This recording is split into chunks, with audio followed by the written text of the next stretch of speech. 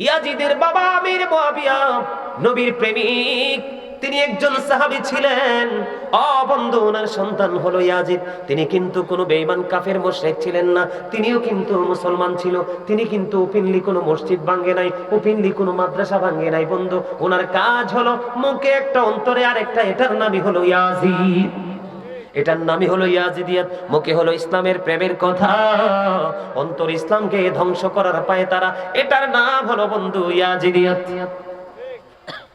আপনাদেরকে বলি, ইয়াজিদের যে উপদেষ্টা ছিল তার নাম ছিল শারজুন বিন মানসুর রুমি, যিনি ছিলেন একজন ইহুদি। তিনি দিনের বেলা বানর নাচাতো, রাতের বেলা মদের আসর বসাতো, নারীদেরকে, নষ্ট নারীদেরকে নিয়ে নাচ গানের আয়োজন করত। জোরে জোরে বলেন না নাউজুবিল্লাহ, আর জোরে বলেন না নাউজুবিল্লাহ। বন্ধু, আমি আপনাদেরকে বলি, কারবালা হয়েছে 61 হিজরিতে, আর 63 হিজরিতে হাররার ঘটনা ঘটিয়েছে ইয়াজিদ বাহিনী।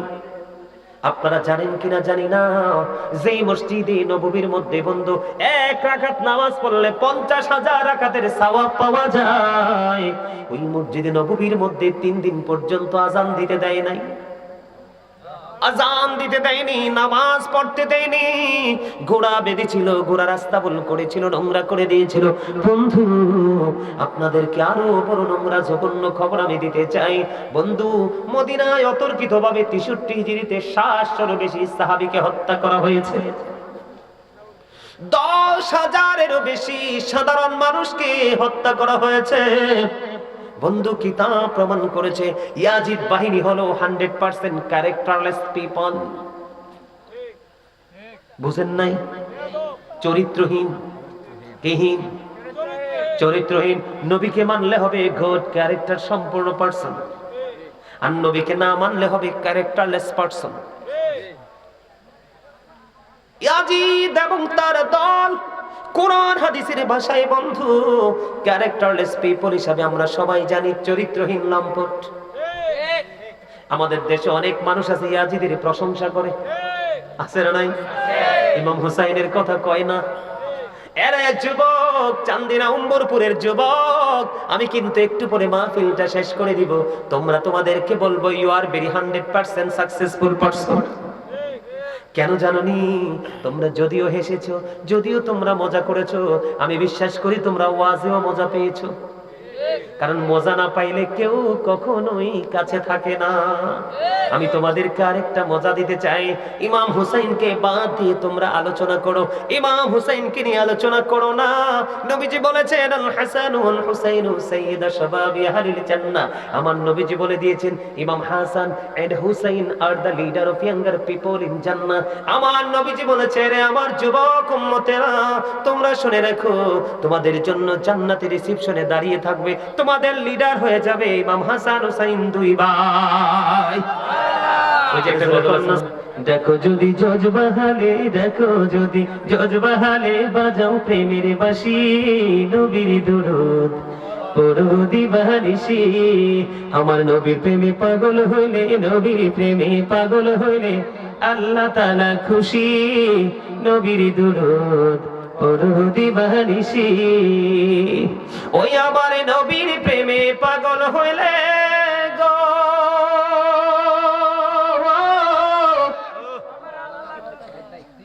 ওই আমার আল্লাহ তাআলার দিদার মিলে গো। দেখো যদি জজবাহালে, দেখো যদি জজবাহালে বাজাও প্রেমের বাঁশি, হায়রে বাজাও প্রেমের বাঁশি, নবীর দুরূদ পড়ো দিবানিশি। ওই আমার নবীর প্রেমে যে হয় মাতাল,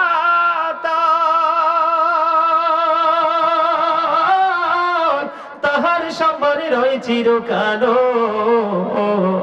প্রমাণ আছে হযরত বিল্লাল, প্রমাণ আছে হযরত বিল্লাল, বাইন্দা প্রেমের রশি, হায়রে বাইন্দা প্রেমের রশি, নবীর দুরূদ পড়ো দিবানিশি। ওই হযরত ওয়াস করুনি প্রেমিক ছিল গো, ওই আমার নবীর প্রেমে দাঁত ভাঙিল গো। জুব্বায় উপহার পাইল, জুব্বায় উপহার পাইল, হইয়া প্রেমে উদাসী, নবীর দরুদ পড়ো দিবানিশি। মারহাবা কন্যা। তুমি ওযু করে আসো। তিনি ওযু করে আসলেন, এসে আবার তিনি নামাজে দাঁড়ালেন। নবীজি বললেন তুমি ওযু করে আসো। আবার তিনি ওযু করতে গেলেন, ওযু শেষ করে এসে তিনি আবার নামাজে দাঁড়ালেন। তৃতীয়বার আবার নবী বললেন তুমি ওযু করে এসো। এই কথা বলার পরে বন্ধু থার্ড পারসন, তৃতীয় জন প্রশ্ন করলো, ইয়া রাসূলুল্লাহ, ইয়া হাবিবাল্লাহ, নবী গো, বারবার কেন তাকে বলছেন গো নবী, বারবার কেন বলছেন তাকে ওযু করে আসতে গো? আমার নবীজি বললেন সেটার কারণ হলো, সেই বারবার আমার বলার কারণ হলো তার পোশাকটা যে শরীয়তের সীমা দেওয়া হয়েছে। আল্লাহ রাব্বুল আলামিন 3 শ্রেণীর পোশাক দিয়েছে। কয় শ্রেণীর? একটা হলো প্রতিদিন লজ্জাস্থান ঢাকার পোশাক, আরেকটা হলো সাজের পোশাক, আরেকটা হলো আল্লাহ রাব্বুল আলামিন কোরআনে বলেছেন লিবাসুত তাকওয়া যালিকা খায়র। আল্লাহ রাব্বুল আলামিনের কাছে সবচেয়ে বেশি দামি পোশাক হলো তাকওয়ার পোশাক। আবার নবীজি বললেন সেই যে পোশাক পরে আসছে শরীয়তের সীমা লঙ্ঘন করেছে, কিয়ামত পর্যন্ত নামাজ পড়তে পারবে, নামাজটা তার কবুল হবে না। তার কারণ হলো তার পোশাকটা ট্রাক্টর নিচে চলে গেছে। নাউজুবিল্লাহ, নাউজুবিল্লাহ। এত ভয়ঙ্কর খবর শুনলে কেউ সুবহানাল্লাহ কয়? জোরে বলেন না নাউজুবিল্লাহ, নাউজুবিল্লাহ। এই দিক দিয়ে হলো নাভির উপরে অথবা নাভি বরাবর নিচের দিক দিয়ে রাখতে হবে টাকনুর উপরে। এই আমলটা আপনাকে আমাকে করতে হবে, অন্যথায় নামাজ দিয়ে কোনো লাভ হবে না। দেখেন আমাদের সমাজে নামাজি আছে, সুদও আছে, নামাজি আছে, ঘুষও আছে, নামাজি আছে, চুরিও আছে, নামাজি আছে, মানুষের হক নষ্ট করনেওয়ালা মানুষও আছে। আছে না নাই? এই জন্য বলেছি বন্ধু, আমি এই যে পোশাকটা, এটা সাংঘর্ষিক, আমি অন্যদিকে আর যাচ্ছি না। এই পোশাকটা নিয়ে আমি আপনাদেরকে বলছি, এই টাকনুর নিচে পোশাক পরা বন্ধ করবেন তো? নাভির নিচে পোশাক পরা বন্ধ করবেন তো? পোশাক দিয়েছে আল্লাহ লজ্জাস্থান ঢাকার জন্য। পোশাক পরার পরেও যদি লজ্জাস্থান দেখা যায়, তাহলে এর চেয়ে বড় হতভাগা আর কেউ হতে পারে না। আমি নিজেও দেখেছি অনেক জিন্স প্যান্ট পরনেওয়ালা নামাজ পড়ার সময় রুকুতে গিয়েছে, পিছনের দিক দিয়ে তার একবারে গোপন অঙ্গ দেখা গিয়েছে। হায়রে লজ্জা! যার লজ্জা নাই তার ঈমানও কিন্তু নাই। বলে হুজুর এখানে কেন বললেন? কারবালার সাথে যুক্ত। আমার দিকে তাকান, আমি কারবালায় ঢুকতে চাই। কারবালা হয়েছে 61 হিজরিতে। কোন হিজরিতে? 61 হিজরিতে কারবালা হয়েছে। আর এই কারবালার নির্মম ঘটনা ঘটিয়েছে বন্ধু ইয়াজিদ। ইয়াজিদের বাবা আমির মুয়াবিয়া আমার নবীর একজন প্রিয় সাহাবী ছিল, কিন্তু ইয়াজিদ ছিল অত্যন্ত দুষ্ট। তিনি দুষ্ট হয়েছে কেমন করে আমি আপনাদেরকে বলি। আমাদের মা বোনেরা দেখবেন পাতলা পোশাক পরা পছন্দ করে। নবীজি বলেছেন যেই মহিলা পোশাক পরার পরেও বন্ধু তার বডি দেখা যায়, নবীজি বলেছেন ওই মহিলাটা উলঙ্গিনী ল্যাংটা নারী। যেই পুরুষ পোশাক পরার পরেও, লুঙ্গি পরার পরেও, প্যান্ট পরার পরেও, ট্রাউজার পরার পরেও সামনের দিক দিয়ে তার গোপন অঙ্গ দেখা যায়, পিছনের দিক দিয়ে তার লজ্জাস্থান দেখা যায়, আমি বলবো সেটাও ল্যাংটা পুরুষ। কারণ আল্লাহ তো দিয়েছে পোশাক লজ্জাস্থান ঢাকার জন্য। আল্লাহ মানুষকে সুন্দর করে বানাইছে, এই মানুষকে যেন আরো সুন্দর লাগে আল্লাহ পোশাক দিয়েছে। এই পোশাক দেওয়ার পরেও যদি তুমি তোমার লজ্জাস্থান ঢাকতে না পারো, তাহলে তোমার চেয়ে হতভাগার কেউ হতে পারে না। আমি আপনাদেরকে বলি, এই জিন্স প্যান্টটা আমাদের মধ্যে ঢুকাইছে বেঈমানেরা। আমাদের থেকে মেসওয়াকটা কেড়ে নিয়েছে, ব্রাশ দিয়েছে বেঈমানেরা। নারীরা পাতলা পোশাক পরা সেটাও দিয়েছে বন্ধু বেঈমানেরা। এই জন্য আল্লাহ রাব্বুল আলামিন কোরআনে বলেছে ইন্নাল কাফিরিনা কানু লাকুম আদুওয়াম মুবিনা। আল্লাহ রাব্বুল আলামিন বলেছেন দ্য হেরিটেক্স আর the eternal enemy of the believers. ঈমানদারদের প্রকাশ্য শত্রু হলো বেঈমান কাফেররা। ইয়াজিদের বাবা আমির মুয়াবিয়া নবীর প্রেমিক, তিনি একজন সাহাবী ছিলেন। বন্ধু ওনার সন্তান হলো ইয়াজিদ। তিনি কিন্তু কোনো বেঈমান কাফের মুশরিক ছিলেন না, তিনিও কিন্তু মুসলমান ছিল।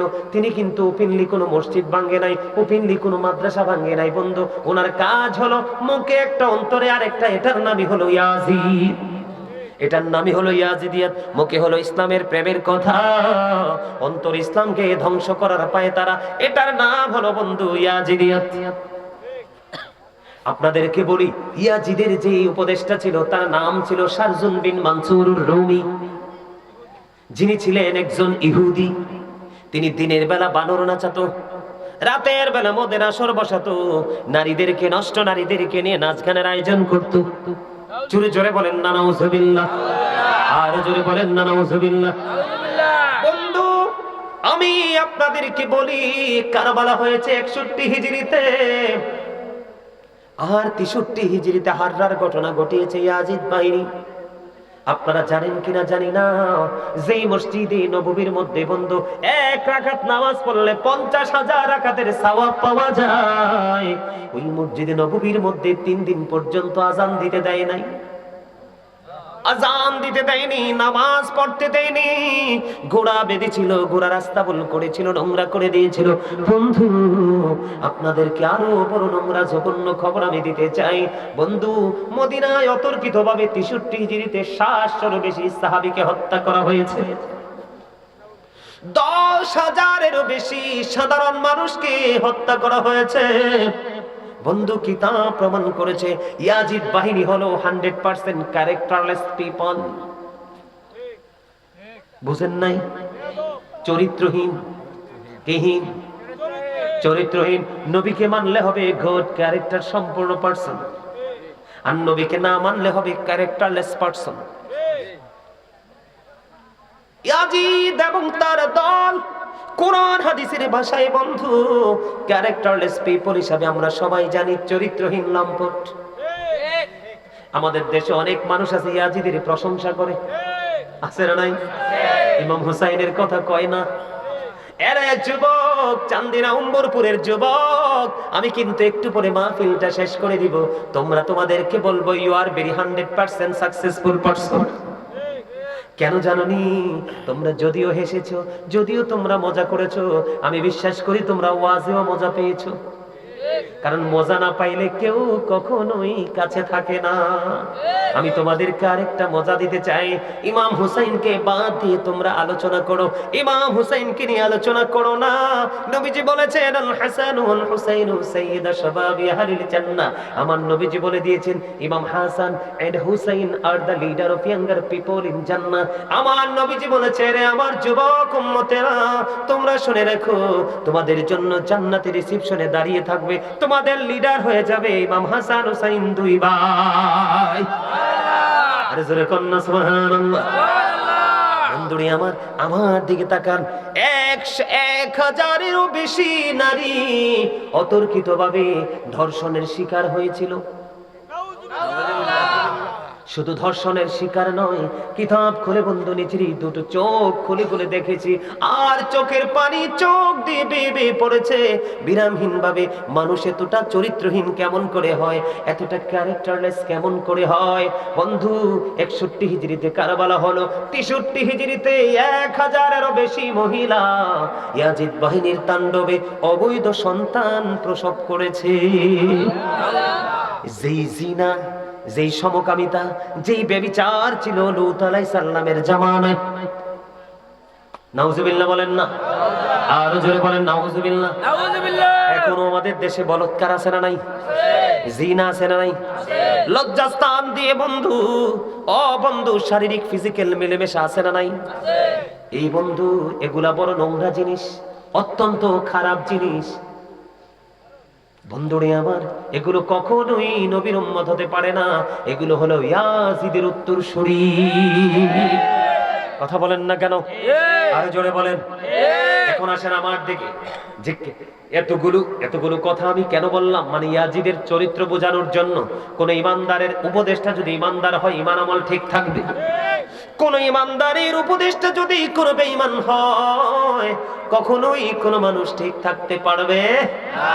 বন্ধুরে আমার, আমি আপনাদেরকে বলবো 61 হিজরির যে মর্মান্তিক ঘটনা।